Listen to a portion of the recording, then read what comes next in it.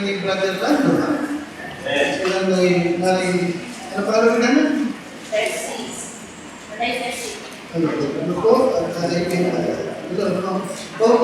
Okay, kasama mo si Reggie. Naunang Timoteo, Kapitulo 3, 1 Timothy 3:15. 1 Timothy 3:15. At kung nakatanong po ninyo, ay babasahin ko, ako po isabayan ninyo, 1 Timothy 3:15. Minsan ay, pero sa ibang mga talata ay magsasabay-sabay tayo, Amen? Kaya kung nagiging kaugali natin, pero dito, hayaan nyo muna basahin ko para sa gano'n ay ibig ko rin pong matutuhan ninyo paano bumasa ng talata na kaagad ay may nakukuha kayo. Amen? Amen? Na verse 15, nandiyan na kayo? Alright, ano sabi naman ko? But if I tarry long, kung ako'y magtagal, that thou mayest know how thou oughtest to behave thyself in the church of what? God. Nakatayo? Amen? Binabagit ni Pablo na meron tinatawag na proper behavior.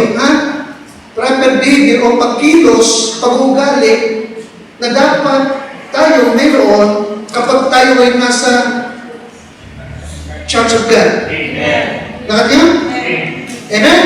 Amen? May tamang ugali, may tamang kilos. Binagit Pablo, nakatayo ba? Alright. Okay, ngayon, bakit kailangan ang tinatawag na tamang kilos, tamang asal kapag naroon ka sa bahay ng Diyos? Anong dahilan? Makikita niyo ang isang kadahilanan sa mga ba? Which is what? Sapagat yung church ay what? Ito ay church of what? The living God. Nakita niyo ba? Ano daw ang church ng Panginoon? Ano daw ang New Testament church? Ito ay what? Ito ay church of what? The living God.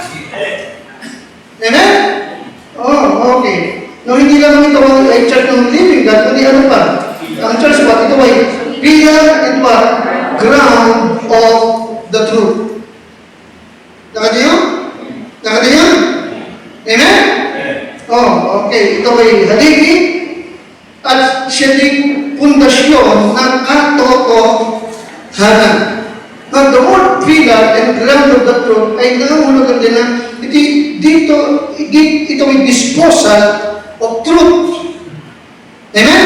Dito, inintrega ng Diyos ang katotohanan. Nakita niyo? Sa church of the living God. Na siyang pillar and then what?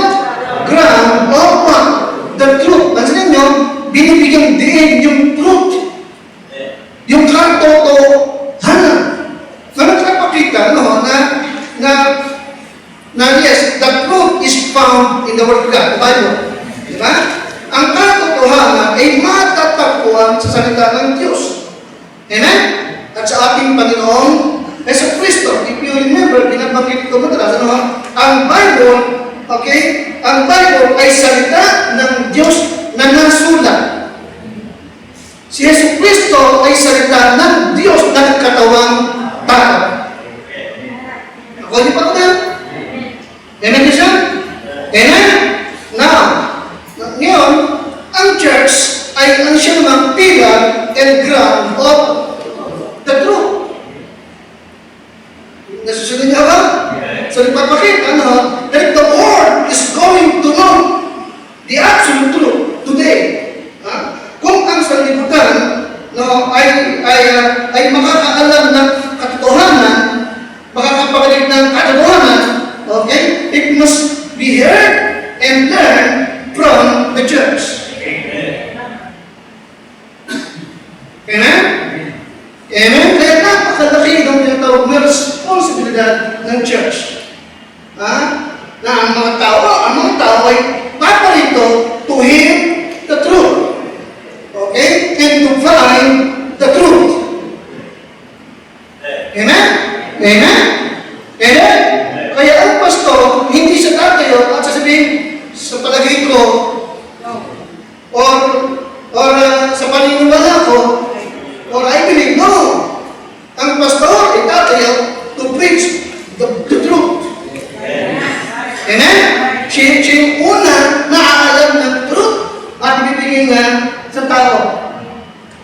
Okay ba ulit? Amen? Yung mga tao naman, dadalo ka rito, may Bible ka, susundan mo, babasahin mo, at pag-uwi mo, pag-uwi mo, okay, patunayan mo na ikaw ay marangal na tao. So, yun ito, okay? Ito yung gusto. No, sapagat sabi ng Acts 7:11, itong mga Berean ay higit na marangal. Sapagat hindi lang sila nakinig ng katotohanan, kundi pag-uwi ng bahay, ay binasa pa rin at sinalisip ng katotohanan. Nakita mo ulit? Amen? Oh, so kaya ito yung estilo natin ng preaching at tinuturo ko kung paano kayo makikinig at mag-aaral. Amen? At ngayon gabi, yun ang ating paksa, biblical truth. Biblical truth. Alright? Sapagat binabanggit ko magana sa inyo, no, nasa huling kapanahunan. Nasa huling kapanahunan, no, makikita po ninyo naman talaga na yung tinawag ng mga Christian churches, no, okay, ang tingin nila at ang kanilang turo, no, at asal, ano, kay lahat ay ina-accept nila ng Christianity na. Everything is accepted as Christianity. And truth is rejected.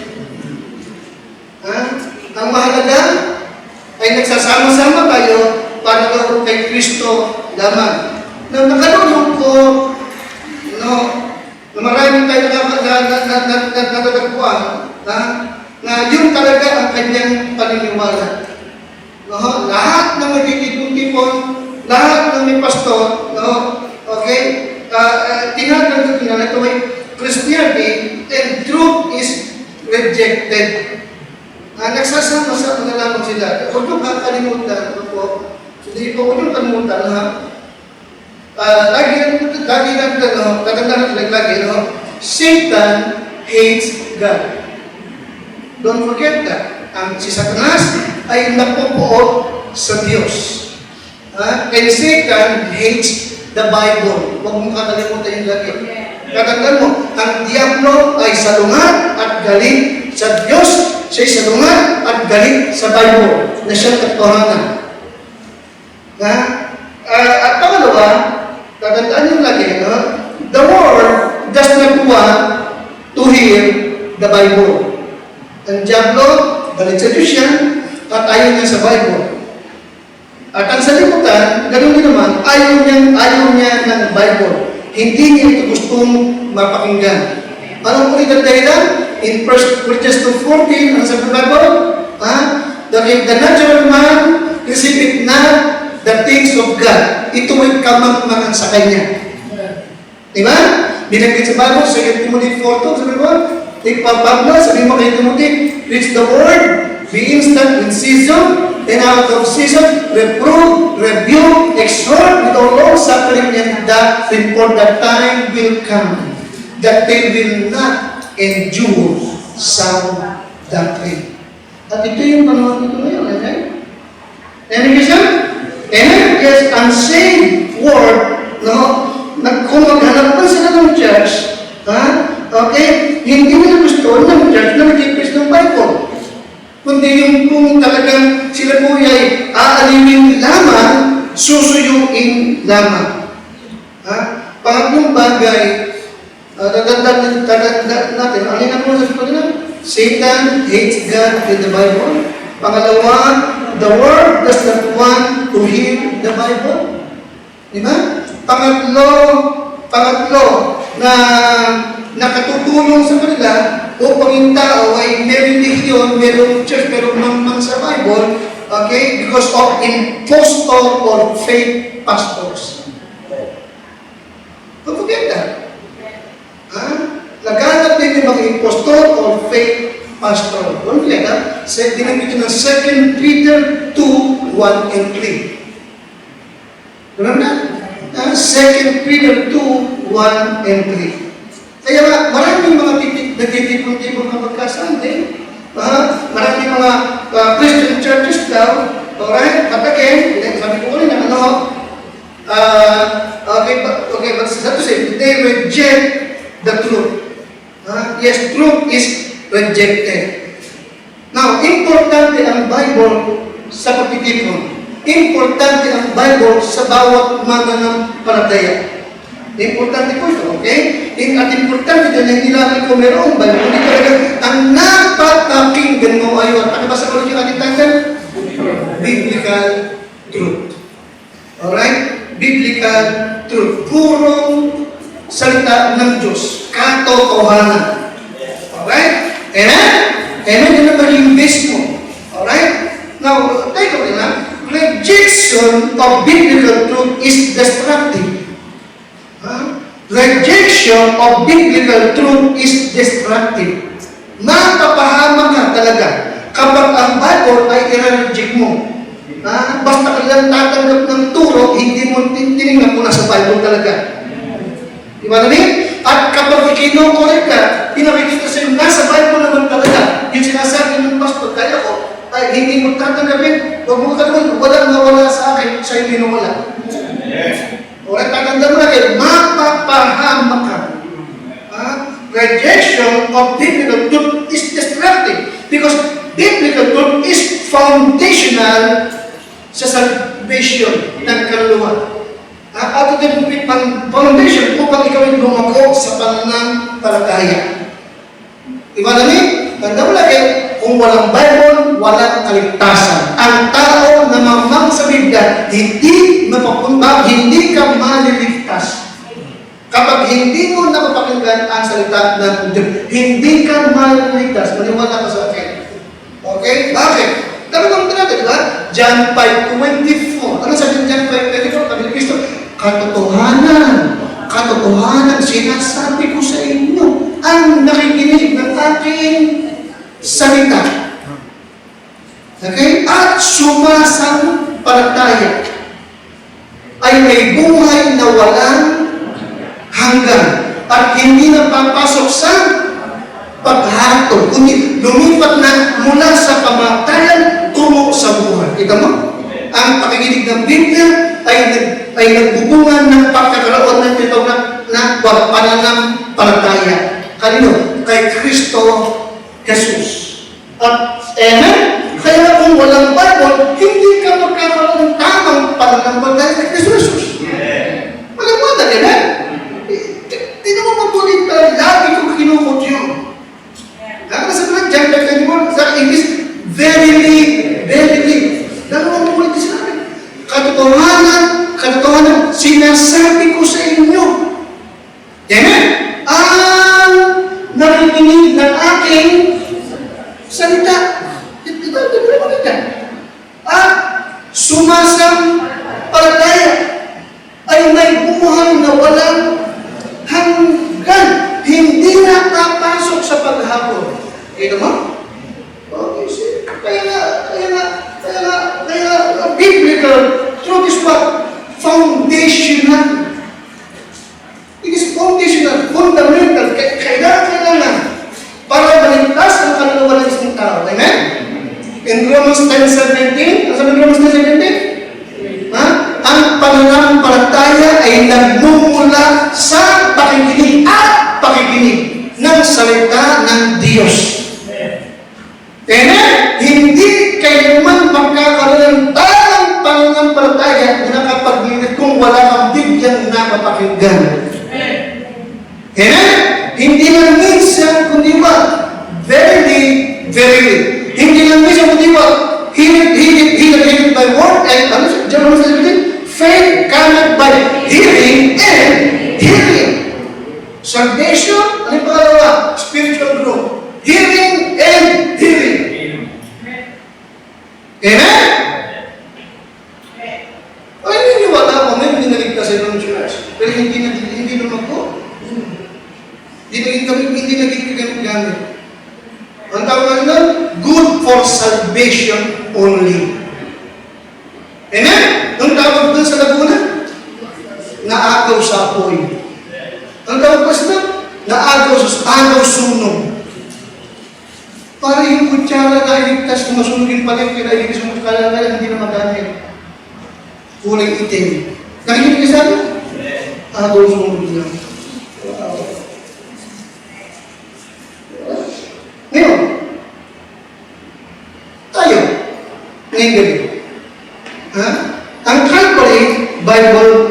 Baptist Church. How about us? Okay, tayo ba'y nasa katotohanan? Hindi ka kaya, Brother Lando, nailigaw lang dito? Hindi ka kaya si Brother Lando, Brother Nono ay hindi ka kaya napamali? Ako ba ang pastor nito? Ako ba sigurado sinuturo ko kaya? Hindi kaya ako isa din lang na natanga na napaniwala lang ng kung sino. Natapos kayo ay napaniwala ako din, hindi kaya nagkadalagan tayo. Okay? Nasa tama ba tayo? Alright? Now, tayo Christian, yes, I believe tayo ay nasa katotohanan. Amen? At tama ang ating tinuturo.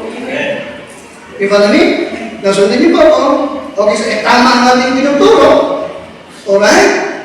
Sa pagkatungin niyo yung panduga sa mga tinuturo ko sa inyo, hahanapin ko kung yung truth na yun. Diba namin? Pero dahil dito, ako'y panatag, ako'y payapa, at ako'y talaga alam kung tama ang aking tinatama ang tinuturo, at tayo'y nasa tamang lahat. Alright? And if what we have is true. Ngayon, kung tama tayo, yun ang aking panindigan, at alam kong hindi ako naligaw, hindi ako nagkamali, at hindi rin ligaw, at tayo'y nasa katotohanan. Alright? Now, if we want, we have is true. Then, number one, truth must be singular. Pakibas nga. Kung tayo ay nasa katotohanan at tayo ay talagang tama, then truth must be what? Truth must be singular. Alright? Ano is singular? Singular means what? Exceptional. Okay? Walang kapareho. Diba namin? It refers to just one. Isa lang. Alright? Now, dito, ay masasagot natin yung paniniwala ng iba na, pareho-pareho lang yan. Lahat naman yan. Seducing. Now, marami tayong bilang na napakinggan, di ba? Pare-pareho lang naman yan. Iba-iba ang pangalan. Doon din lang naman ang punta niyan. Iba na yung presyo? Ganun pa yung wala? Pare-pareho lang yan. Ibigay pa lang turo, pero doon din ang punta lahat. Then, truth must be what? Kung tama sila, tama rin tayo, ano bang pagkakalipa? Di magsama-sama ng lahat. Di ba? Kung tama sila din, di ba, di pwede rin natin ayaw yung mag-church dito. Pwede sila, mas ito kayo mag-church. No. Bakit ko binabantay ng member? Because truth must be what? Pagmagas, singular. Wala itong katulad. Alright? Hindi lahat pwedeng tama. Alright? In Psalms chapter 12, verse 6 to 7, nakita niyo po yan? Pag ang pinag-usapan ng katotohanan, ito ay purified 7 times. Pwede yun? Okay, basta yung Psalms chapter 12, 6 to 7. 12 to 7, ready? The words of the Lord are what? Pure. Ito mo? Puro. Ang mga salita ng Panginoon ay purong mga salita.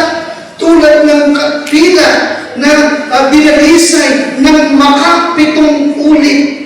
Thou shalt keep them, O Lord. Thou shalt preserve them from this generation forever. Kita niyo yun? Ano niyo siya? Walang katulad ng Bible. Okay? Kaya hindi ka na, kaya isang kamangmanga kapag sabihin na bawat reliyon may kanya-kanyang Bible, hindi pwedeng mangyari.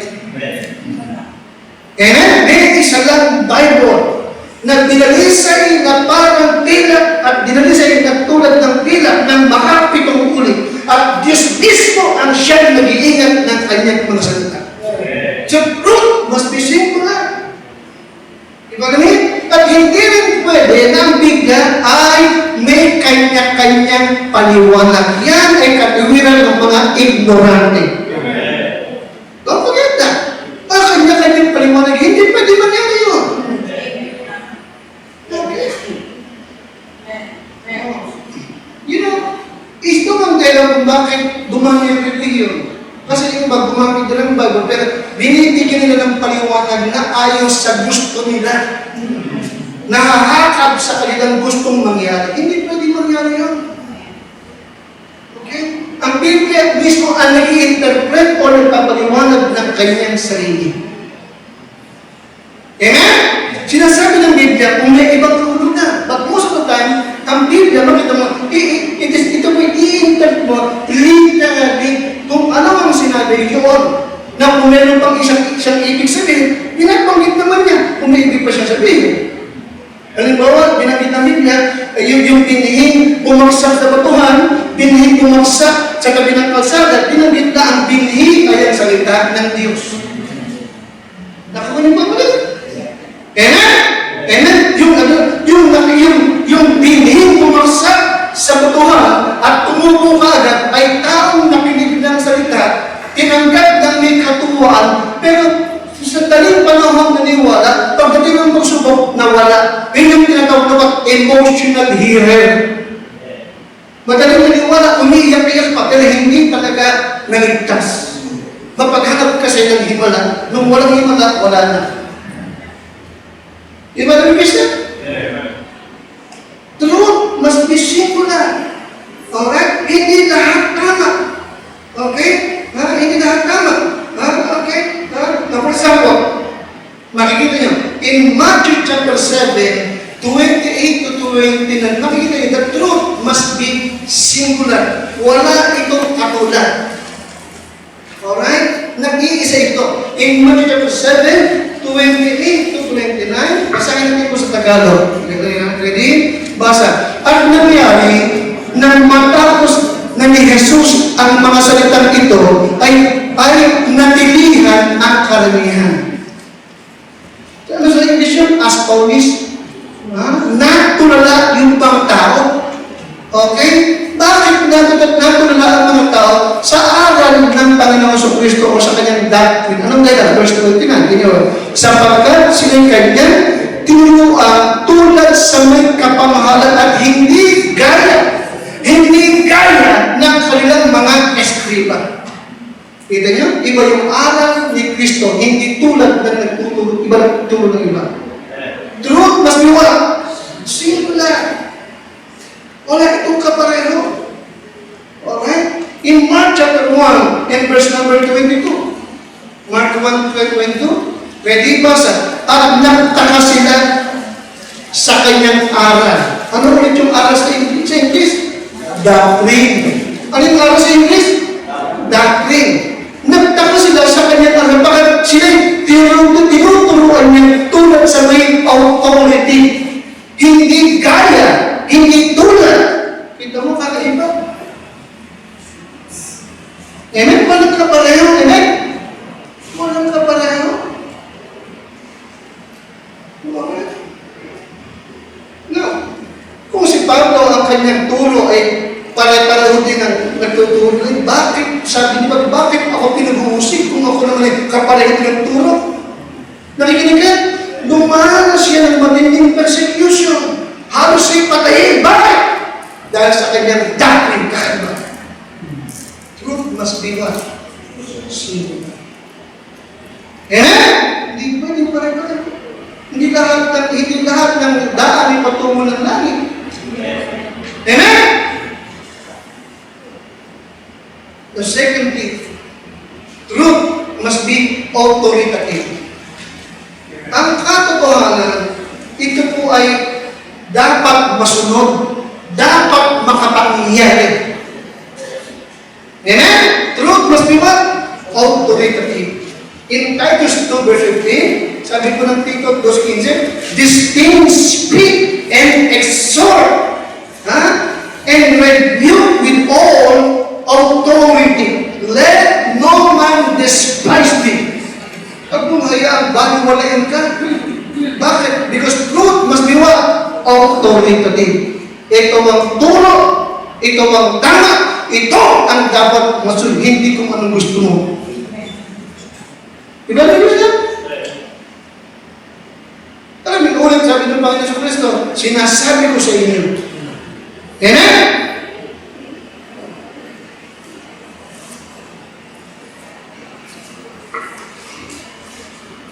Na, kayo makakapagsabi nyo, sabi, kung aking pinag-uusapan, siguro, ang iba sa inyo, may mga nabasa ng ibang mga babasahin, ibang mga magazine, di ba? Ang iba sa inyo, nabasa ka ng aklat tungkol sa pagluluto, ang iba nabasa ng aklat tungkol sa paghahalaman, ang iba nabasa ng aklat tungkol sa pamilya. Pero kung tapansin mo, itong mga aklat nito, sa pagsulat lang ng tao, hindi kayo inuutusan. Binibigyan ka lang ng suggestion. Di ba namin? Iba ang Bible, Brother Lando. Pag ang Bible binasa mo, pinakinggan mo, uutusan mo. Ngayon, gawin mo. Di ba namin siya? And happy are ye if you do them. Tinawag pa ng Diyos yung tao na nagbabasa, nakikita, hindi ginagawa. Anong tawag sa mundo sa kanya? Mama. Di ba? Hindi ka wise. Di ba? Nakita mo, di ba? Bible. Sabi ng Lord, maging tagaganap kayo ng salita, huwag kayong tagapakinig lang. Dinadaya nila ang sarili niyo. Ito mo talagang may authority. May authority. Amen? Di ko makita kung bakit sa huling panahon ang tao ayaw niya ng kasi inuutusan siya. Nakikinig sa akin, ito ang dahilan. Kung bakit binagay ng Panginoon talaga na sa huling panahon, ang tao ay ayaw na ng Bible. Amen? Yes, truth must be authoritative. Ibig sabihin, authoritative. Ang ibig sabihin, hindi pwedeng hindi ka susunod. Amen? Parang yung, pag hindi ka susunod, mapapahama ka. Tama? Mapapahama ka. Bakit nga nagdadrive ka ba? O sa Brother Nono?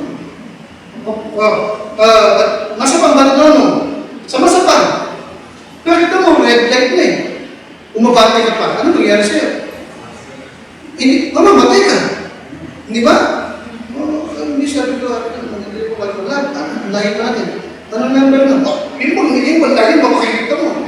Kung kaya pa natin i-break yan. Number 3 na eh. Di ba? You see? Pag nakita mo red light, authority yun. Tumigil ka. Amen? Pag nakita mo yung pulis na nakatay sa gitna ng kasasabihin, stop, mag-stop ka. Pero kung nakasama ko lang yun, kasama ko yun. Di ba? Pero kung sige, nakasama ka. Pag nakita mo na uniform, nagpapahinig ng what authority. Amen? Ganun din ang Bible. Nakita mo na sa Bible, yung authority na yun. Sumunod ka. Amen? Yun ang biblical truth. Alright? You see? Di ba? Naglalawang mag-get saved? Sinabi ng Bible, sapagkat sa biyaya kayo naligtas sa magitan ng pananampalataya, ito hindi ng sarili mo, hindi sa pamamagitan ng gawa para hindi ka makapaghambog sa Diyos. Authority yun. Hindi mo pwedeng salamating yun. Hindi mo pwedeng sabihin, mabait naman akong tao, wala naman akong inaagabyado, magdasali naman ako, sumisimba naman ako. Hindi mo pwedeng sabihin, hindi mo pwedeng ikatuloy niya na hindi mo tatagal na si Kristo, bakit mabait ka ng tao. Hindi pwede. Okay? Hindi pwede. Alright, yes. Makipagtalo ka, makipagdibana ka, hanggang gusto mo. Pero sa bandang huli, Bible din ang siyang hahatol sa iyo. Believe me. In John chapter 12, verse 47 to 48, in the book, John chapter 12, verse 47 to 48,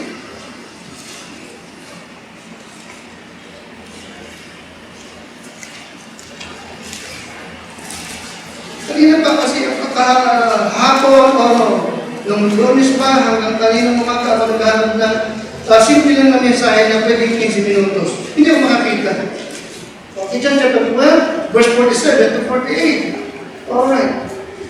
Lagi ako nagkaroon ng simple lang. Okay. John chapter 12, verse 47 to 48. Nandiyan na kayo? Ready? Okay, ano sabi ng Panginoon? And if any man hear my words and believe not. Kita niyo? Kung ang sino ng tao ay makinig ng aking mga salita at hindi siya manampalataya, hindi ko siya hinahatulan. Sapagkat hindi ako naparito upang hatulan ng sanglibutan, kundi upang maligtas ang sanglibutan. Kita niyo? Talatang 4 na nandiyan kayo. Ang nagtatakwil sa akin at hindi tumatanggap ng aking mga salita ay mayroong isang hahatol sa kanya. Ang mga salita na aking sinalita ang siyang hahatol sa kanya sa huling araw. Kita niyo po? Ano po bakit? Ang truth must be what? Authoritative. Ito ang dapat masunod. Hindi kung anong gusto mo, hindi kung anong paniniwala mo. Paniniwala mo ba? Kaya sabi ko minsan nyo, kung may paniniwala kang iba, pero matapos magbabasa ang Biblia, nakita mo yung paniniwala mo pala, hindi ayon sa sinasabi ng Biblia, sino dapat masunod? Ang Biblia, hindi ikaw. Hindi magbabago ang Bible, ikaw ang dapat magbago. Truth must be what? Authoritative. Amen? Ang kaligtasan ng tao ay kinakailangan sa sinasabi ng Bible. Kapag inaakala mo ligtas ka, pupunta ka sa Bible, pero yung iyong paniniwala, iba sinasabi ng Bible, kanda mo, hindi ka pupunta na langit. Truth must be what? Authoritative. Ito ang dapat makapangyari, hindi yung iyong paniniwala.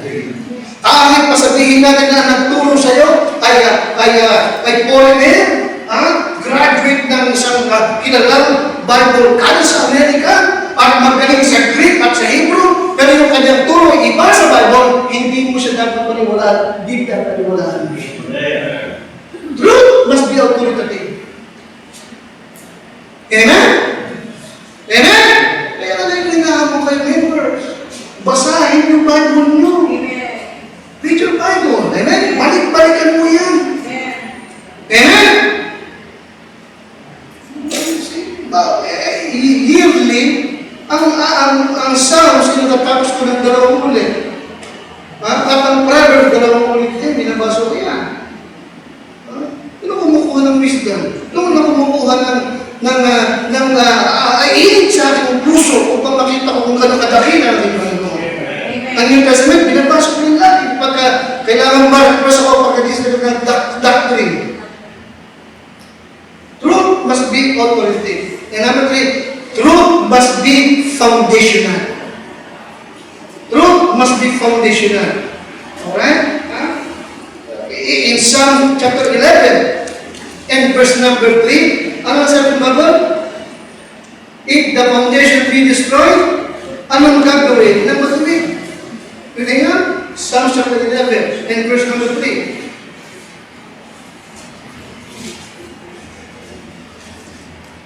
Psalms 11 and number 3. Nandiyan po kayo? Ready? If the foundations be destroyed, what can what? Tama? If the foundation be what? O, tingin ka sa akin. Anong foundation ang binabanggit dyan? Tingin ka sa akin. Ito yun. Kung ito'y masira, anong gagawin ng righteous? Di ba naman, alam mo, para mailayo ko sa Diyos, para mapalayo ko sa Diyos, may taong madaya at mapaniwala kang memory sa Bible. Ang dami. Kapag may taong napaniwala ka ng Biblia, isulat lang ng tao, wala na, baksa ka. Di ba naman? Ano gagawin mo? You see? Samantala lahat ng ating paniniwala, dito nanggaling. Ako di ba ba? Apa? Kaya nga, truth must be foundational. God's people are destroyed for lack of knowledge. Kailangan talaga meron kang sapat na knowledge mo sa Bible. sa kaalaman. Kaya sabi ko sa iyo, di ba? Okay, ang Galatia, napahamak sapagkat napaniwala sila na kulang ang itinuro sa kanila ni Pablo. Napahamak sila, di ba? Bakit sila? Napunta sila sa maling turo. Bakit? Sapagkat nalinlang sila, napaniwala sila na kulang pa yung aral na tinanggap nila mula kay Pablo. Root must be foundational. Amen? Amen? Kaya, gusto ko namunin kayo, pag tumatayo kayo, vision na pagtatayo kayo para magbigay ka, mag-preach ka, vision na yung sasabihin mo, alam mo. Alam na alam mo. Amen? Root must be foundational. Amen? Amen, Lisa? I pray na sa pagdating ng mga miyembro, ang mapakangilipawang katotohanan. Hindi opinion ko lamang, kundi katotohanan. Alright? Number 4, truth must be, ito yung isa, narrow-minded. Truth must be narrow-minded. Ano siya narrow-minded? Narrow-minded. Siya narrow-minded. Tingin sa akin, makitid ang utak. Ano yung narrow-minded sa Tagalog? Ano? Makitid ang utak. Amen? Sarado na, ayaw na tumanggap ng opinion ng iba. Kaya mo sa akin, ang taong makitid ang utak, yung kanyang paniwala, hindi mo na kayang magbago. Ipagaling, makinig ang utak eh. Tingin sa akin ba? Tingin sa akin. Itong biglang ito, narrow-minded ito. Hindi ito tumatagad na iba pang paliwanag. Tingin sa akin? Makinig ang utak nito, hindi ito tumatagad ng paliwanag ng iba. Sarado na ito. Bakit? Kasi ito yung truth eh. Diba namin? Hindi yung opinion mo. Hindi kung anong paniniwala mo, hindi yan ang iira. Itong Biblia ang iira. Truth must be what? Narrow-minded. Itong hindi ba? Ang gumawa ng Bible eh, ang creator ng heaven, kasi ikaw pa ang gusto mong magpabuhin nito. Ikaw magbago. Tanggapin mo lamang ito. Magtikas ka. Amen? Tatandaan po natin lagi, isang dahilan po, dapat na magpasalamat ka na, ang bibig narrow-minded eh. Amen? Amen? Kasi papayapa ka na eh. Wala ka na hahanapin pa eh. Amen? Kasi ng Bible, okay, forever, O Lord, thy word is what? Settled. Settled in heaven. Tapos na. Amen? Hindi yan siya tatanggapin kung puro o ibang maliwanag. Settled in heaven. Amen? Root, mas nila pa rin truth, di ba? Narrow-minded. Ano yun? Ang John 14:6 ay narrow-minded. Tama ba? Amen? Ang John 14:6 ay narrow-minded. Tama? Sinabi sa kanila ni Jesus, ako ang daan. Buhay. Sino man hindi makakapulong sa maliwan sa pamamagitan ko. Narrow-minded. Amen? Talagang hindi na tapos na. Acts 4:12 is narrow-minded. At sa kanila ng iba ay walang kaligtasan. Sa walang ibang pangalan, sa silong ng langit na ibinigay sa mga tao na sukat natin ikaligtas. Makitid. Amen? Kahit ano pang iyapos mo, dawag mo, dasal mo kay Maria, hindi ka makakaparoon sa langit. Sapagat walang ibang pangalan sa silong ng langit.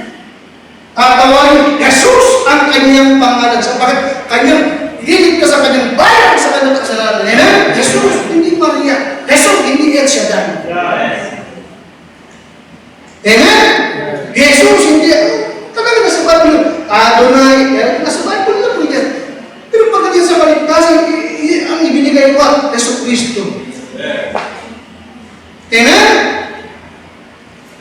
Walang ibang daan. Hindi si Pope, hindi si Father, hindi si Mary.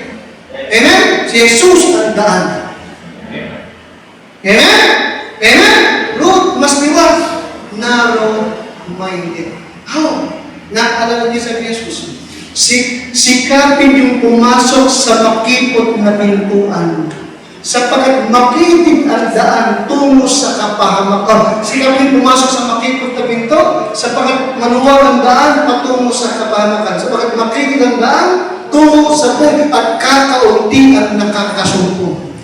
Kita mo? Makitid ang daan tungo sa buhay, kakaunti ang nakasusumpong. Sapagkat malapad ang daan, malawak ang daan, at pintuan tungo sa kapahamakan at mas marami ang pumapasok doon. Yung daan patungo sa natin sa Diyos, makitid ka. Kakaunti ang nakakasumpong. Amen? Amen?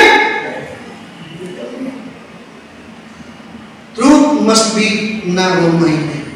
Romans 3:20. Romans 3:20, narrow-minded. Makitid din. Tingin po, Romans 3:20. Basahin natin po yan. Yan. Yan. Tingin niyo po kung gano'n napakakitid. Ha? Sarado. Ayaw nang tumanggap ng ibang paliwanag. Ayaw nang tumanggap ng ibang paraan. Napakikitid. Romans 3:20, sabay-sabay. Sapagkat sa pamagitan ng mga gawa ng kautusan ay walang laman na aariing ganap sa paningin niya. Sapagkat sa pamagitan ng kautusan ay ang pagkakilala ng kasalanan. Kahit anong sunod pang gawin mo sa sinasabi ng Bible, hindi ka maliligtas. Amen? Hindi siguro. Okay? So, King James, maganda ano? Ano sa King James?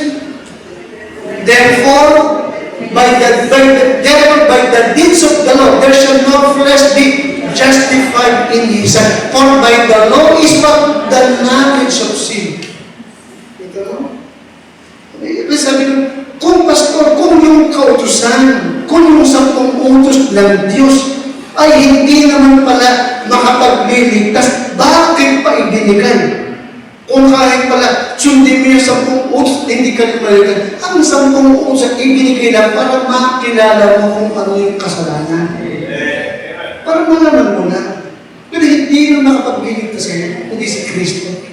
Nalala ba ako? Sabagat hindi mo malalaman masama palang sumumpa sa Diyos at kung hindi sila bibigyan, huwag kang luluhod sa paglarawang inanyuan. Ano ba? Naging ba? Oo. So truth must be narrow-minded. Amen? Amen? O isa kung bakit ang makikita yun. Talaga, truth is narrow-minded. Okay, tignan ha. Alright, Romans 16, 17-18. Ang katotohanan ng makitid. Alright? No, matapos na ituro sa iyo na nasa tama ka, nasa katotohanan ka, talagang ang truth ay talagang narrow-minded pa rin. Okay, ano bang sabi ng Romans 16, 17-18? Romans 16, 17-18. Ready?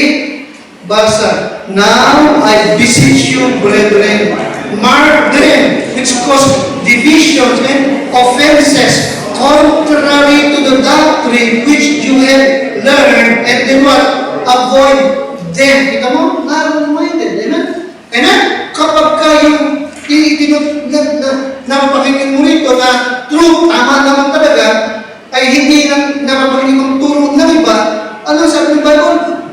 Umiwas ka sa kanila. Nakita mo? Pinapaiwas tayo sa ibang turo.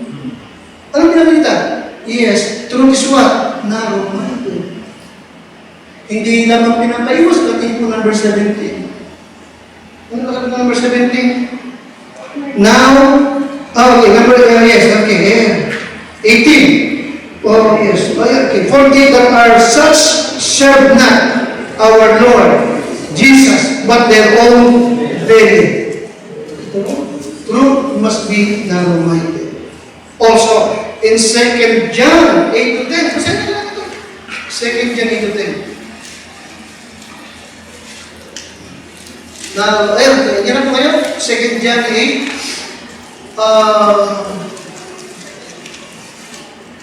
Okay, verse number 9. Number 9. Ayan po, yun. Bakit niyo ha? Ang katotohanan makitid. Okay? Not willing to listen or to tolerate yung ibang, yung pananaw ng iba. Di ba? Okay. Bisa natin po, talatang siya. Talatang siya, ready? Ayan, ready, basa. Ayan, tayo po sa screen. Sa screen po. 9 din ha? Sa screen. Ready, basa. Ang sino man nagpapatuloy, hindi nagpapatuloy, nagpapatuloy. Welcome. Ang sino man nagpapatuloy o nagpapapasok, at hindi nananahan sa harap ni Kristo, ay hindi kinaroroon ng Diyos. Ang nananahan sa harap ay kinaroroon ng Ama at hindi ng Anak. Talatang 10. Kaya, kung sa inyo dumating ang sino man at hindi dala ang aral na ito, ay huwag ninyo tanggapin sa inyong bahay at huwag ninyo siya batiin. No. Kanino mo salita yan, aking bayan? Sa Diyos. Ano po nakikita? Truth must be what? Narrow-minded. Mahigpit ang Panginoon. Amen? Amen? Tinuturuan talaga tayo ng Diyos na huwag tayong tatanggap ng ibang pananaw o ibang opinion. Bakit? Isip ka ba yan? Isip ka yan? Tanda yan. God has no opinion. God has no opinion. He has the truth. Amen? Ang Bible, hindi opinion. Hindi palagay. Iba yung opinion sa totoo. Ang Bible ulit ay hindi opinion, hindi palagay, ito ay katotohanan. Alright? Yes, I have an opinion, you have an opinion, but God has no opinion. He has the truth. Amen? And truth must be narrow-minded. Okay? Kaya nga talagang mahigpit.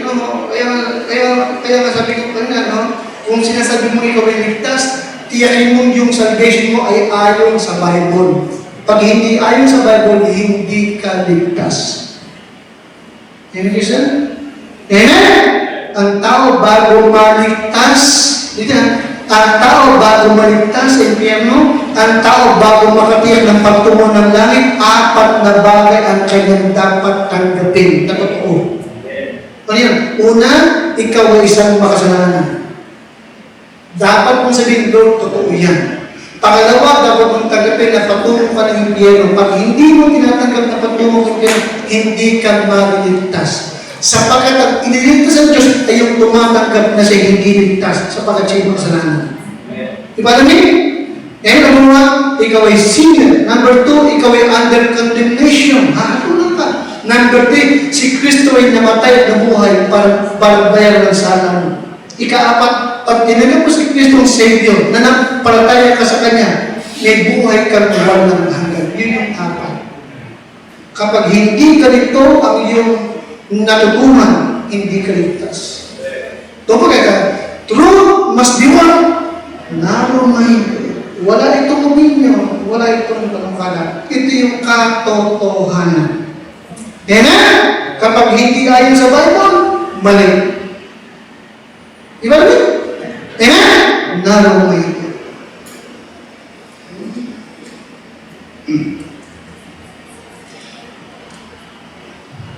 Nung nakaraan, dumalo na naman dito.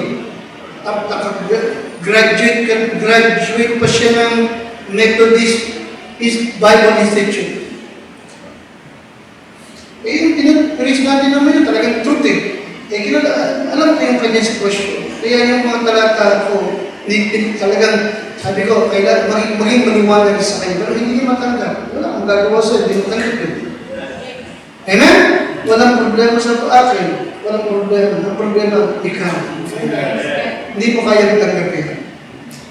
Amen? Kaya maganda talaga na binabasa ko lang sa Bible para makita mo na hindi ko ito paniniwala lamang. Hindi ko ito opinion. Ito'y katotohanan. Amen? Amen? Truth must be narrow-minded. Kaya talagang malakas ang loob natin, kasi natin, ang Jehovah's Witness ay kulto. Ang Iglesia ni Cristo ay kulto. Amen? Ang Pentecostal, mga born again ito ay nadaya ng Diablo. May sila hiling at hindi niniwala sa eternal security. Amen? Nadaya sila. Amen? Bakit natin sabihin? Don't forget, hindi tayo judgmental. Iba yan. Sasabihin iba, judge na. Hindi kita hinahatulan. Sinusukat kita. Ang panukat ko, Bible. Pag sinabi kong mali ka, ay sa Bible, hindi kita hinatulan. Sinukat kita. At ang Biblia ang ginamit kong panukat. Hindi ba? Standard yan eh. Amen? Truth must be narrow-minded. Yung pangapat po, truth will be convicted.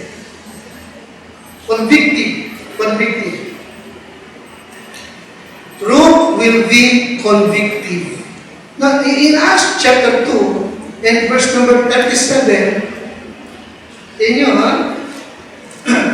nag-preach si Peter, at nung mapakinggan nila ang preaching ni Peter, Acts 2:37, Acts 2:37, sabay-sabay po tayo.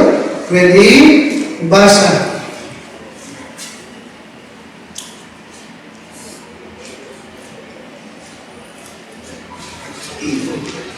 Aklat ng Gawa, 2:37. Sabay-sabay po tayo. Ready? Basa.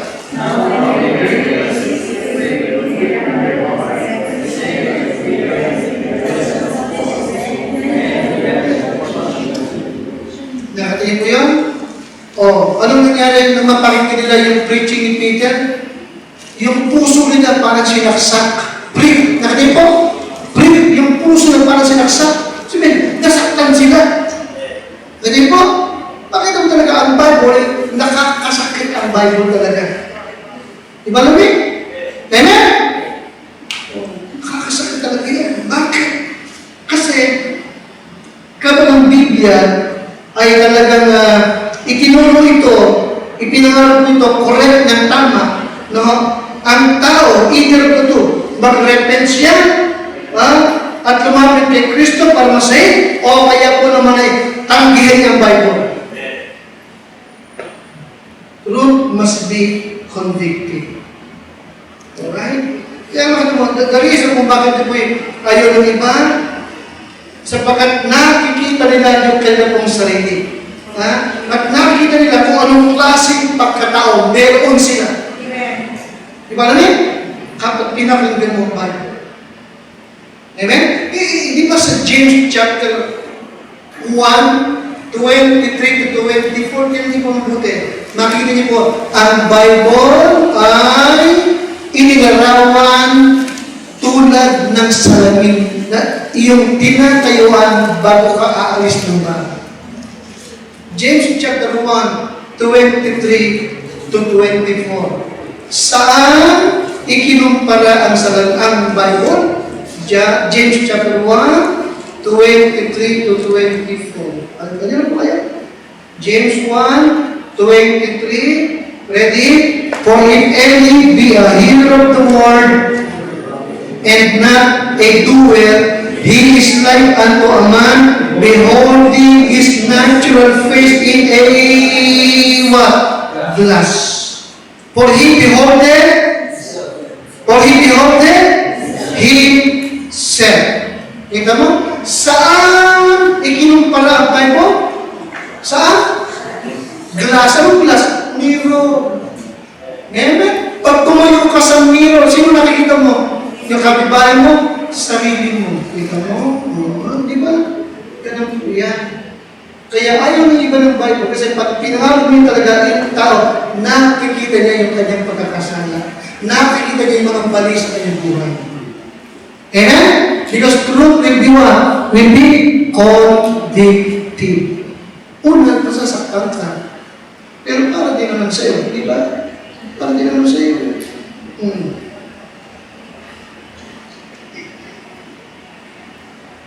Then lastly, tapusin ko na. Truth will remain unchanging. Truth will remain unchanging. Hindi ito magbabago. Amen? Kasi hindi nga opinion yan. Hindi palagay. Ito yung katotohanan. Forever, O Lord. Thy word is settled in heaven.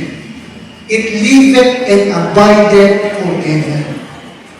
Truth will remain unchanging. Mananatili yan, hindi magbabago yan. Amen? Ang damit, nalulumang ang Bible, hindi. Amen? Nagbabago ang lahat. Amen? Lilipas ang damit, lilipas ang luma, pero hindi lilipas, hindi magbabago ang salita ng Diyos. Ito'y mananatili magpakailan-kailan pa man. Amen? Truth will remain unchanging. Amen? Amen? At lahat ng sinabi dyan, lahat ng sinabi dyan ay matutupad. Diba namin? Mangyayari talaga. Amen? Amen? Walang binagkit sa Bible na hindi natupad. Na uulitin ko, kapatid. Ulitin ko. Okay? Ang nation Israel, 1,000 taon, binanggit ng Lord, naganap lahat ng sinabi ng Diyos sa Kanya. Si Kristo, ipinanganak sa kapsalan, dinalo ng mga wise, naganap lahat. Amen? Pinanganak sa Bethlehem, naganap lahat. Yung kanyang crucifixion, binanggit yan. 100 years bago siya dumating, naganap lahat. Tandaan po natin, isa na lamang ang hindi pa nagaganap, ang muling pagbalik ng Panginoon sa Kristo. Yun na lamang. Yun na lamang. Alright, yes. The Lord Jesus is coming and we that are saved are living. Darating siya muli at tayong ligtas aagarin kasama niya. Amen? Amen? Bago lumabas ang Antichrist, binanggit yung lahat ng mga ganap. Binanggit lahat ng mga ganap kung paano siya darating at anong mangyayari sa mundo ito pag nakuha ng lahat ni Kristo. Lahat ng tumunod sa kanya. Amen? Imagine. Dati, madaling i-preach yung Antichrist, tsaka yung mark of the beast na 666. Pero hindi ko akalain na ganito katindi ang magaganap ngayon. In preparation sa pagsulpot ng Antichrist. Hindi ko akalain. Amen? Nakita mo talaga yung preparasyon ng lahat. Amen? Nagsimula muna sa face mask, no mask, no entry. Pag hindi ka naka-face, hindi ka papapasukin. Amen? Ngayon, halos mga yan, ngayon, iba naman ngayon. No vaccine. Diba namin? Pag wala kang vaccine, hindi ko pwede kumain sa loob ng isang restaurant. Amen? Sa labas ka lang. Pero inuuti-uti ka. Time will come, no vaccine, hindi ka rin makapasok sa mall, may bibilin ka, yung gusto mo, ilalabas lang nila. Time will come, pag hindi talaga, hindi magbabago, time will come, baka maging sa hospital, pag hindi ka vaccinated, hindi ka makakapasok, baka sa tent ka lang sa labas. Ikaw naman, in preparation, mind setting, inihahanda ang tao. Hindi ba nila? Sabi ko, tayo mga Kristiyano, pag tayo mag-pray, maging malalim na tayo. Huwag basta lang blessed day. No, maging malalim na tayo. Di ba na Kristiyano? Imagine. May mga working tayo, ayaw na lang magpabaksin, pero wala silang magawa. Kaya salamat ko, salamat na lang. May mga mahal akong miyembro na bagamat na vaccine, kasakit, pero pinagaling mo rin. So, siyempre, hindi mo talagang hindi niya magawa eh. So, bakit kaya hindi nangyari sa mga mahal sa buwan? Di ba naman? Pag totoo naman talaga yung effect, hindi pa ba ngayon eh. Yung effect niya, YouTube eh. Sana nga, pagka-vaccine mo, mag-fracture kinabukasan, hindi mo nagdaranas yung effect. Isang effect ba? Yes, truth will remain unchanging. Mangyayari ito. Amen? Na ating prayer na lang yung what? ligtas tayo ng Lord sa ganung klaseng katinding presyo. Amen? Yung mga working natin, huwag sana silang talagang pwersahan na kung ano na wag sana. Amen? Revelation chapter 13, 16 to 18, ito yung truth. So, hindi po ako, Revelation chapter 13, 16 to 18, listen na, naulagay na, hindi ko sinasabi yung boxing ang sick, hindi ko sinasabi. Ang ibig ko sabihin ay mind setting, alright? Okay, mind condition, ikinokondisyon ang mundo. Okay? Inihahanda ang mundo in preparation. Alright? Pagdating ng Antikristo. Alright? Nagsimula sa face mask, then what? Boxing, then what? Hindi pinala kung ano ang gagawin ng Antichrist. Alright? But don't forget, bago ang Antikristo, kailangan munang dumating ang Panginoon Kristo. Amen? The Lord Jesus is coming, and we that are saved are what? Okay, are living. Okay? So pag-alis natin lahat, pagkuha lahat ni Kristo, lahat ng tumunod sa Kanya, ang Antikristo ay lalabas. Okay? At isa sa batas, lahat ng tao ay kailangan tumanggap ng tatak, marka ng Antikristo. Okay? Ilalagay sa noo o sa kanang kamay. Okay. At tayo sa Bible, 16 to 18, kayo na, and he causeth all, both small and great, rich and poor, free and bond, to receive a mark in thy right hand or in the forehead, and that no man might buy or sell, save he that hath the mark, or the name of the beast, or the number of his name. Tatlong klase. Tapos niyo po? Tatlong klase. Mark or name. Or what? Number of his name. Here is wisdom. Let him that hath understanding count the number of the beast. For it is the number of a man, and his number is what? 600 threescore and 6, or 666. You see? In preparation. Pag wala kang tanda ng Antikristo, hindi ka pagbibilang at hindi ka makakapagpabili, hindi ka makakabili at hindi ka rin makakapagbenta. Hindi ka makakapasok. Amen? Huwag tatanggapin sa lumang lugar. Imagine that. Lahat ng nagaganap nila paghahanda. Inihanda ng tao. Amen? Amen? Ngayon, paano kapag ka nakatanggap na ng mark or name or number sa noo o sa kamay? Ano mangyayari sa kanya? Chapter 14. Ready? Verse number 9. And the third angel followed them, saying with a loud voice, if any man worship the beast or the Antichrist and his image, and receive his mark in his forehead or in his hand, the same shall drink of what? The wine of wrath of God. Kita mo? Tatanggapin niya yung poot ng Diyos. Verse 11, sabi sa 11, and the smoke of their torment ascended up forever and ever, and they had no rest day or night, who worship the beast and his image, and whosoever receiveth the mark of his name. Impyerno ang punta, lahat ng tumanggap ng atak ng Antikristo. Amen? Amen? Kaya salamat kung save ka, kung talaga yung nakita na Lord. Bago maganap ang lahat ito, kukuntay lahat ng ating Panginoon. Yes? The Lord Jesus is coming, and we that are saved are living. Yan ang katotohanan at hindi yan magbabago. Lahat ng yan ay matutupad. Amen? Tumayo po tayo lahat.